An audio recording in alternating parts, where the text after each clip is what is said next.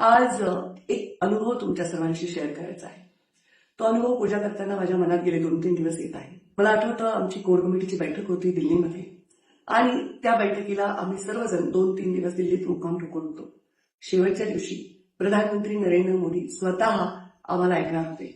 पूर्ण राज्याच्या प्रत्येक मतदारसंघाविषयी बारीक डिरेक्शन ते बघणार होते आणि त्यांचं मत नोंदवणार होते. ते अमेरिकेहून थेट प्रवास करून लँड झाले आणि आमच्या बैठकीला आले. 8.5 तास ती बैठक चालली.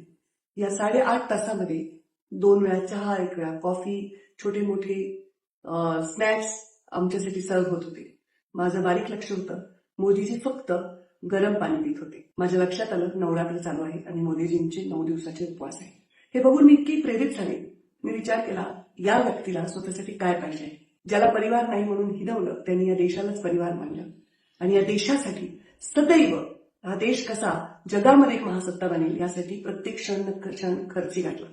सकाळी 4 वाजता उठून रात्री 12 वाजेपर्यंत अथक परिश्रम करणाऱ्या, तरुणांनाही लाजवणाऱ्या, कष्ट करणाऱ्या या नेत्याच्या जीवनामध्ये नेमकं ध्येय तरी काय आहे. त्यांचं ध्येय हे आपल्यापेक्षा वेगळं नाही हे ज्या दिवशी लक्षात आलं, मनातल्या सगळे किंतु परंतु गळून पडाले आणि एवढाच निश्चय केला की या ध्येयाला आपण खारीचा वाटा म्हणून जोडलं जायचं. देशामध्ये उत्तम राजा असेल तरीही चुकीचे प्रकार घडत नाही असं नाही, पण त्या चुकीच्या प्रकाराला आवाज उचलण्यासाठी आपल्या संस्कृतीचं भान न ठेवणं हे बरोबर नाही. प्रधानमंत्री नरेंद्र मोदीजी ज्या दिवशी उपवास करून देखील आमच्यापेक्षा तुम्ही जास्त तरतरीत होता त्याच दिवशी मला कळलं, आजही या देशालाही कळलं की स्वतःला शिव्या दिल्या तरी त्या लोकांना माफ करण्याचा मोठेपणा तुमच्यामध्ये कुठून येतो. हा मोठेपणाच तुम्हाला श्रेष्ठ बनवतो. हे श्रेष्ठत्व कसल्याही तराजूमध्ये मोजून कोणालाही मिळवता येणार नाही.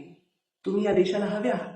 आज जेव्हा तुम्ही व्हिडिओ बनवला त्या तरुणांसाठी, जेनझीसाठी, माय फ्रेंड्स म्हणाला, त्या दिवशी मनातले प्रत्येकाच्या जीवनामध्ये असणारे सर्व नकारात्मक भाव इथून पडले असतील. मला याचा विश्वास आहे. तुम्ही आमचे फ्रेंड झालेले आहात. तुम्ही त्या जेनझीचे फ्रेंड झालेले आहात. तुम्ही चुकीचं वागणाऱ्यांना माफ करून त्यांच्या आई वडिलांचे देखील फ्रेंड झालेले आहात. तुम्ही या देशाचे फ्रेंड आहात, देशाच्या विकासाचे फ्रेंड आहात. तुम्ही या देशाच्या भविष्याचे फ्रेंड आहात.